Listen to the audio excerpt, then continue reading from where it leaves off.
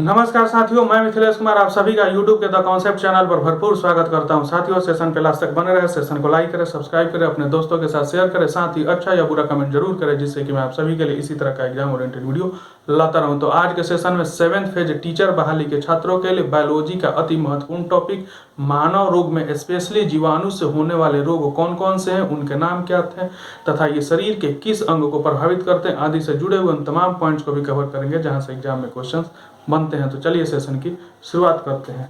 तो साथियों, जैसा कि मैंने बताया कि आज के सेशन में जीवाणु जनित रोग कौन कौन से हैं तथा उनके नाम क्या है एवं शरीर के किस अंग को प्रभावित करते हैं के बारे में विस्तार से हम लोग पढ़ेंगे।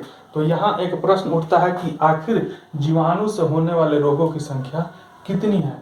तो साथियों, आपको अधिकांश किताबों में जीवाणु से होने वाले रोगों की संख्या 11 बताई गई है। तो जीवाणु से होने वाले रोगों की संख्या कितनी हो गई? 11 हो गए। और इनके नाम आपको इस प्रकार है जो यहाँ पे मैंने लिख रखा है। तो पहला जीवाणु से होने वाले रोगों का नाम है डिप्थीरिया, दूसरे का नाम है काली खांसी। काली खांसी को ही हम लोग एक अन्य नाम कुकुर खांसी के नाम से भी जानते हैं। तीसरा जीवाणु से होने वाला रोग का नाम है टिटनेस। टिटनेस को दो अन्य नामों से भी हम लोग जानते हैं, एक का नाम है लॉकजॉ और दूसरा धनुष टंकार। तो या तो टिटनेस का है या लॉकजॉ का है या धनुष टंकार, ये तीनों ही आपको जीवाणु से होने वाले महत्वपूर्ण रोग है और एक ही रोग का दो अलग अलग नाम है। चौथा जीवाणु से होने वाले रोग का नाम है कोढ़। कोढ़ को ही एक अन्य नाम हम लोग कुष्ठ रोग के नाम से भी जानते हैं या इसे हम लोग इंग्लिश में लेप्रोसी भी कहते हैं। पांचवा जो जीवाणु से होने वाला रोग है उसका नाम है हैजा और हैजा को ही हम लोग इंग्लिश में कलरा कहते हैं। तो 5 हो गए जीवाणु से होने वाले रोग। छठा का नाम है आपको टाइफाइड। टाइफाइड भी आपको जीवाणु से होने वाला अति महत्वपूर्ण रोग है। अब 7वां आ जाता है जीवाणु से होने वाला रोग जिसका नाम है गोनोरिया, और गोनोरिया का एक अन्य नाम भी है जिसे हम लोग सुजाक कहते हैं। तो या आप सुजाक कहें या गोनोरिया कहें। अब 8वें स्थान पर आ जाता है आपको सिफिलिस। सिफिलिस भी आपको जीवाणु से होने वाला अति महत्वपूर्ण रोग है। और 9वें स्थान पर आ जाता है आपको टीबी, और टीबी के अन्य 3 नाम भी है जिसे हम लोग यक्षमा, राज यक्षमा या क्षय रोग के नाम से भी जानते हैं। तो या तो आप टीबी कहें या यक्षमा कहें या राज यक्षमा कहें या क्षय रोग कहें, एक ही बीमारी के 3 अलग अलग नाम है। और 10वां जो जीवाणु से होने वाला रोग है उसका नाम है आपको निमोनिया, और 11वां जो जीवाणु से होने वाला रोग है उसका नाम है प्लेग, और यह प्लेग आपको जीवाणु के माध्यम से फैलता है। अब देखेंगे कि ये जो 11 जीवाणु से होने वाले रोग हैं, अगर किसी व्यक्ति को या कोई व्यक्ति इस रोग से ग्रसित हो जाता है तो उस व्यक्ति के शरीर का कौन सा अंग प्रभावित होता है। तो आइए देखते हैं। सबसे पहले जीवाणु से होने वाला रोग है डिप्थीरिया, और डिप्थीरिया में व्यक्ति के शरीर का श्वास नली संक्रमित होता है या प्रभावित होता है। तो अगर किसी व्यक्ति को यह जीवाणु जनित रोग डिप्थीरिया हो जाता है तो उस व्यक्ति का श्वास नली प्रभावित होता है। अब दूसरा है आपको जीवाणु से होने वाला रोग काली खांसी, जिसे हम लोग कुकुर खांसी के नाम से भी जानते हैं, और यह शरीर के श्वसन तंत्र को प्रभावित करता है। तो यहाँ से प्रश्न उठेंगे कि जीवाणु जनित रोग काली खांसी या कुकुर खांसी मानव शरीर के किस अंग को प्रभावित करता है। तो श्वसन तंत्र को प्रभावित करता है। तो यहाँ पे मैं आप सभी का एक बिंदु पर ध्यान केंद्रित करना चाहूंगा कि अगर डिप्थीरिया देगा और पूछेगा कि यह मानव शरीर के किस अंग को प्रभावित करता है, तो यहाँ ध्यान देंगे श्वास नली प्रभावित करता है। और अगर काली खांसी या कुकुर खांसी देगा और पूछेगा कि जीवाणु जनित रोग काली खांसी या कुकुर खांसी शरीर के किस अंग को प्रभावित करता है, तो यह तंत्रिका नहीं श्वसन तंत्र को प्रभावित करता है। तो यहाँ पे आपको डिप्थीरिया में श्वास नली प्रभावित होता है और काली खांसी में आपको श्वसन तंत्र प्रभावित होता है। इस बिंदु पे आप लोग थोड़ा पकड़ बनाएंगे क्योंकि यहाँ पे एग्जाम में गलती करने की संभावना अधिक रहेगी। अब तीसरा जो जीवाणु जनित रोग है उसका नाम है टिटनेस, और टिटनेस के 2 अन्य नामों से भी हम लोग जानते हैं, लॉकजॉ या धनुष टंकार। और यह शरीर के किस अंग को प्रभावित करता है, तो तंत्रिका तंत्र को प्रभावित करता है। तो यहाँ से प्रश्न बनेंगे कि जीवाणु जनित रोग टिटनेस मानव शरीर के किस अंग को प्रभावित करता है, तो तंत्रिका तंत्र को प्रभावित करता है। अब अगला स्थान आता है आपको कोढ़ का, या कोढ़ को हम लोग कुष्ठ रोग कहते हैं या इंग्लिश में हम लोग लेप्रोसी कहते हैं, और यह शरीर के यह भी तंत्रिका तंत्र को प्रभावित करता है। तो यहाँ से प्रश्न बनेंगे कि जीवाणु जनित रोग कोढ़ या कुष्ठ रोग मानव शरीर के किस अंग को ग्रसित करता है? तो तंत्रिका तंत्र को ग्रसित करता है। तो अब तक दो ऐसे रोग मिले जो मानव शरीर के तंत्रिका तंत्र को ग्रसित करता है, और वे दो रोग हैं आपको कोढ़ और टिटनेस। तो कोढ़ और टिटनेस दोनों ही रोग आपको मानव शरीर के तंत्रिका तंत्र को ग्रसित करते हैं। अब अगला जीवाणु से होने वाला रोग है हैजा, और हैजा को ही हम लोग इंग्लिश में कलरा कहते हैं। तो हैजा मानव शरीर के किस अंग को प्रभावित करता है? आंत को प्रभावित करता है, और आंत को ही हम लोग इंग्लिश में इंस्टेंटाइन कहते हैं। तो यहाँ से प्रश्न बनेगा कि जीवाणु जनित रोग हैजा, जिसे हम लोग इंग्लिश में कलरा कहते हैं, मानव शरीर के किस अंग को प्रभावित करता है? तो इंस्टेंटाइन यानी कि आंत को प्रभावित करता है। अब जीवाणु से होने वाला अगला रोग है टाइफाइड, और यह टाइफाइड मानव शरीर के आंत को प्रभावित करता है। तो यहाँ से प्रश्न बन गए कि जीवाणु जनित रोग टाइफाइड मानव शरीर के किस अंग को प्रभावित करता है? तो आंत को, या इंग्लिश में हम लोग इसे कहेंगे इंस्टेंटाइन को। तो दो अब तक रोग ऐसे मिले जो मानव शरीर के आंत को प्रभावित करता है। एक हो गया हैजा, जिसे इंग्लिश में हम लोग कलरा कहते हैं, और दूसरा टाइफाइड। यह दोनों ही रोग आपको मानव शरीर के आंत को प्रभावित करता है। और दो रोग ऐसे हैं जो तंत्रिका तंत्र को प्रभावित करता है, एक है कोढ़ और दूसरा है टिटनेस।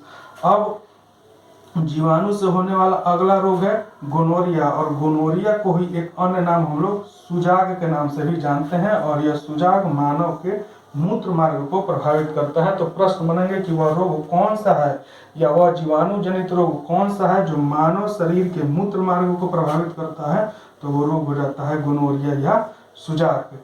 अब देखिए अगला जीवाणु से होने वाला रोग है जिसका नाम है सिफिलिस, और यह सिफिलिस आपको शिश्न को प्रभावित करता है। तो यहाँ से प्रश्न बनेंगे कि वह जीवाणु जनित रोग कौन है जो मानव शरीर के शिश्न को प्रभावित करता है?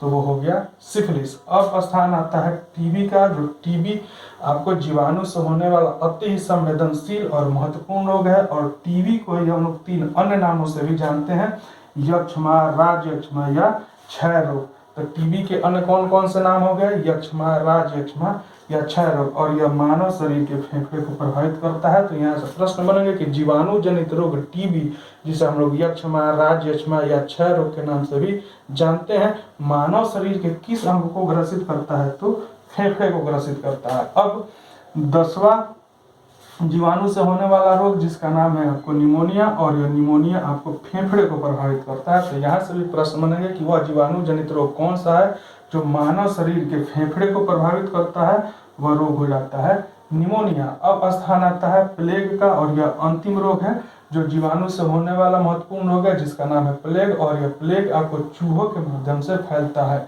और यह प्लेग आपको मानव शरीर के फेफड़े को प्रभावित करता है। यहाँ से प्रश्न बनेंगे कि जीवाणु जनित रोग प्लेग मानव शरीर के किस अंग को प्रभावित करता है?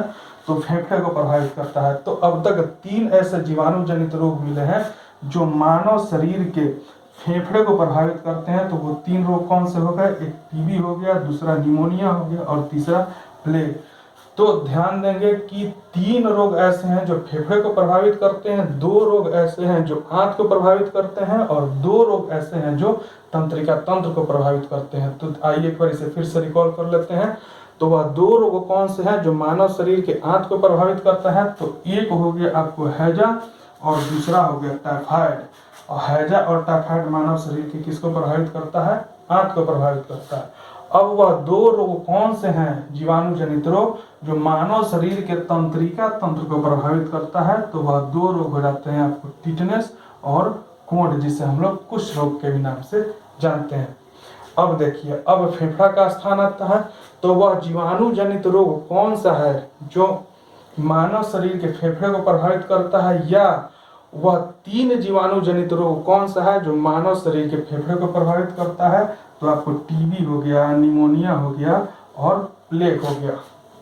अब देखिए इस जीवाणु से होने वाले रोगों का नाम याद करने के लिए मैंने एक यहाँ पे ट्रिक लिख रखा है, और उस ट्रिक का क्या नाम है? पंडित का टीका नींव है। अगर आप इस ट्रिक को याद करते हैं तो एग्जाम में अगर जीवाणु जनित रोग का नाम पूछेगा तो इस ट्रिक के माध्यम से इस जीवाणु से होने वाले रोगों का नाम को आप लोग पकड़ सकते हैं।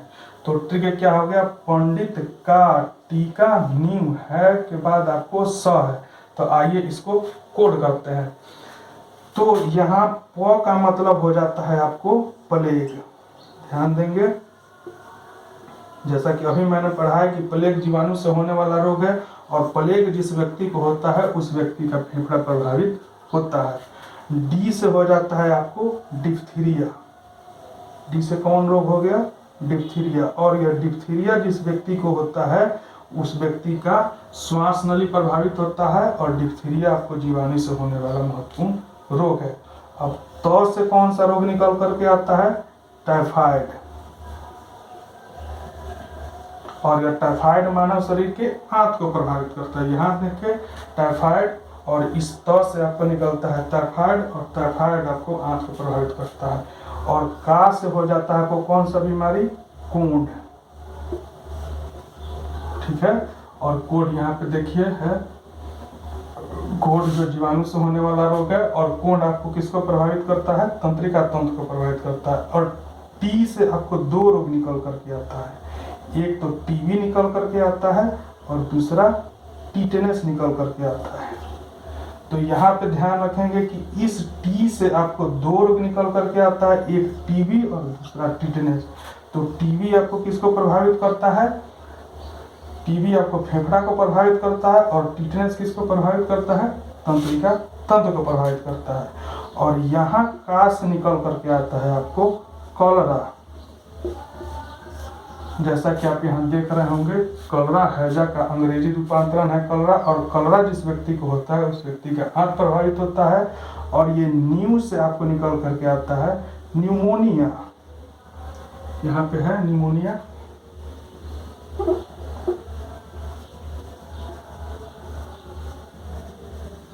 न्यूमोनिया, और है से निकल करके आता है आपको हैजा।